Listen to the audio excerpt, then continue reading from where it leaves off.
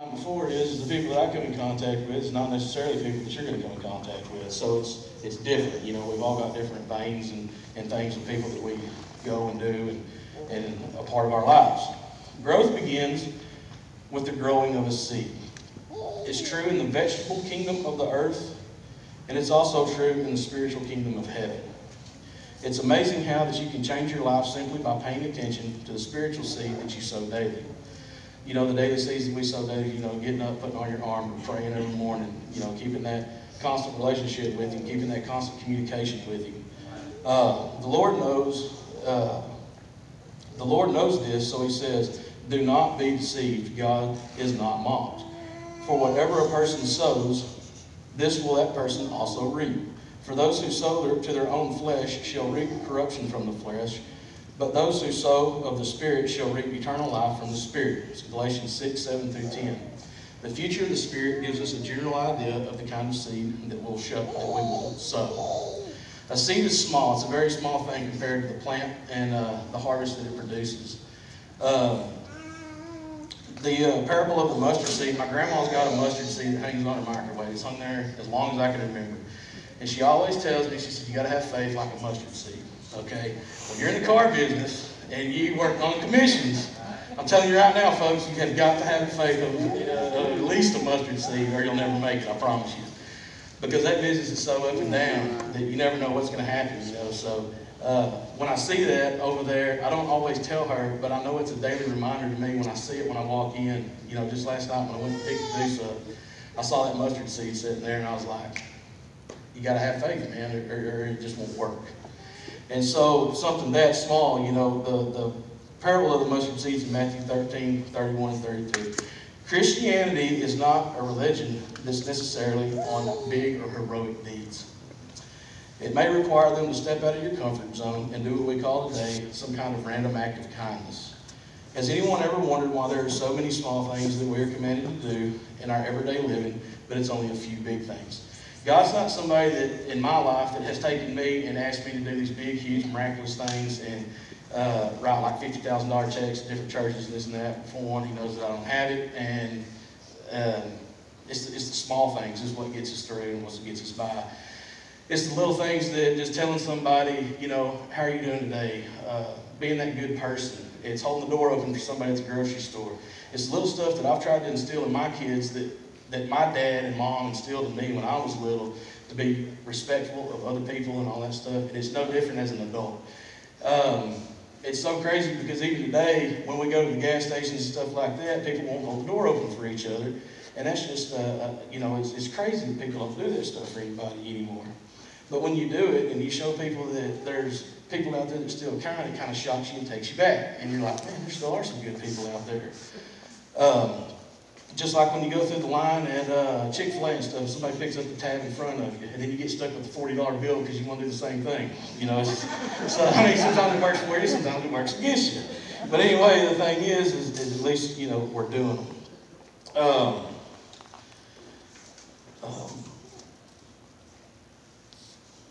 Few verses that I found, little topics that y'all can jot down and go look up later on. One of them is greet one another with a holy kiss. Romans 16, 16. Encourage and comfort one another. 1 Thessalonians 5:15. Pray for one another. James 5:16. Use hospitality towards another without grumbling. That's a big one for me because it's my business. If I'm not selling nothing, I'm not making any money. So sometimes it takes me going out and doing some other things that I don't necessarily want to do to be able to help somebody else make sure that they get what they need done.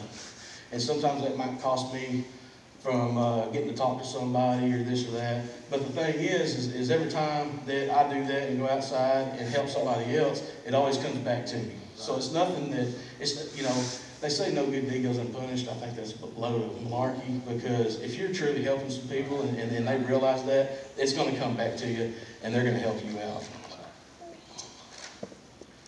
One of the things about a seed is it's ordinary. It's nothing special. Some small things are highly valued, like for a pearl, for example. It might be of a great price. A seed is a very ordinary thing. People don't pay much regard to a seed because it is so small, but it's so ordinary. Alan Love he plants seed every year. Wheat seed, I know, I hear about it all the time. He's in the field planting seed. Okay, my granddaddy, when he was farming, he always planted seed. If I was out there, my job when we planted seed and stuff was, when we had soybeans, I was the guy that got to mix the inoculant on the seeds, the stuff that helps the germination process. Okay, my granddaddy was tight. Okay, he was real tight. Grandma can vouch for me, she's here tonight. He wouldn't get a mixer, so he had Mac, the mixer. And so we would pour a cup of milk, scoop of inoculant on these beans in these big syrup tubs, and I would stir them. Okay, our drill would hold 200 pounds, and if I didn't have those 10 bags of seed stirred up, by the time he got back around, Grandpa was pretty hot. Okay, my grandpa took a his seed was important to him because it cost him money. Okay, and so his seed might be different than other people's seed because we don't think a seed's very pricey or anything like that. But I swear, I think he knew exactly how many seeds was in each bag when I was out there mixing that inoculant, because for some reason he knew. Christians don't have to do extraordinary things to show kindness.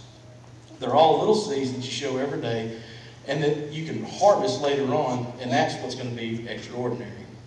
One of the neat things is that when you sow your seeds and stuff like that, there's a friend of mine named Danny, who's a pastor of a church in Greenville, and he had this kid roll through his class and through his church, and he got saved.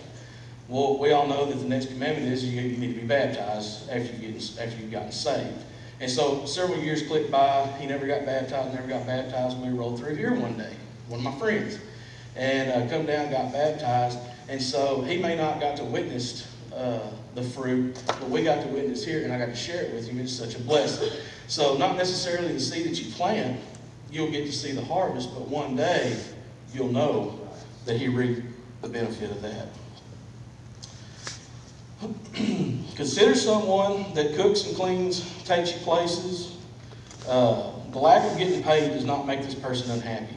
Willingness to help out and do these things for you, it makes them very unhappy. If all you have to do is be thankful.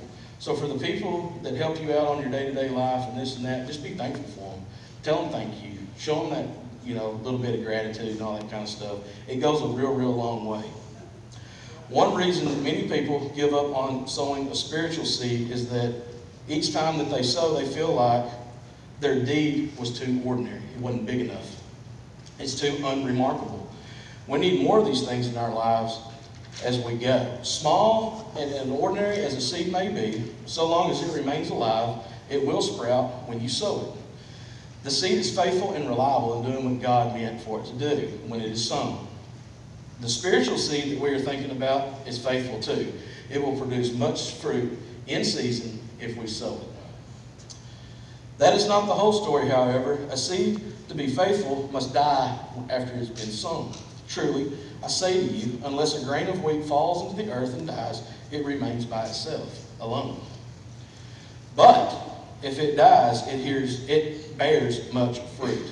So a seed, when it's planted in the ground, we all understand it's got to die, it's got to germinate and all that stuff, and then what comes up, it makes many seeds. I don't think Alan would be farming if it was a 1-to-1 ratio. You know what I'm saying? The reason that people give up on sowing the spiritual seed is that each time that they sow a spiritual seed, a little bit of themselves that you have given dies. They do not trust the seed. They do not look into it.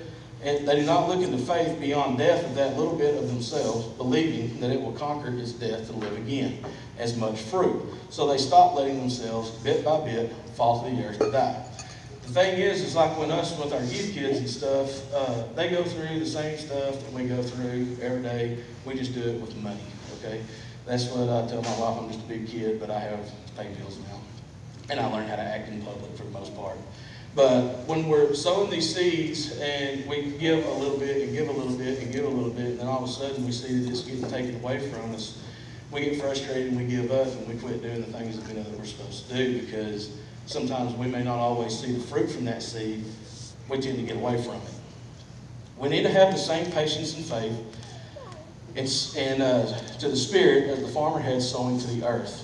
Behold, the farmer waits for the precious produce of the soil, being patient about it until he gets the early and late rains. That's in James 5, 7, and 8. In the same way, let us not harvest in well-doing, for due time we will always reap if we do not grow weary. Galatians 6:9.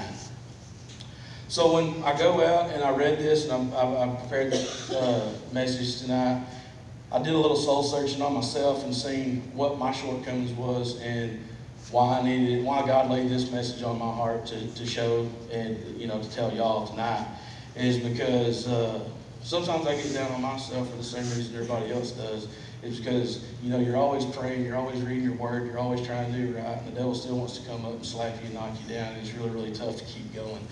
The thing is sometimes that's God testing us to see how far we can push ourselves and see how far we can take it, and because that's just making us stronger, right? When we were playing ball and stuff in school, Brian Clark didn't get me out there, my lean 235-pound physique, and start running up and down that floor, and I was automatically in shape. We had to build up to it. We had to lift weights. We had to get stronger.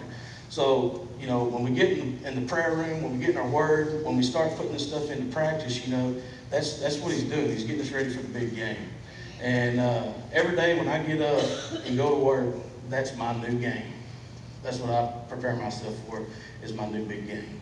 So my challenge to everybody is when they go home tonight, say your prayers and try to sow that good seed tomorrow, and just let that be the first day of the whole new beginning. The good thing about the Lord is he lets us start over fresh every day if we let him. And that's all I have.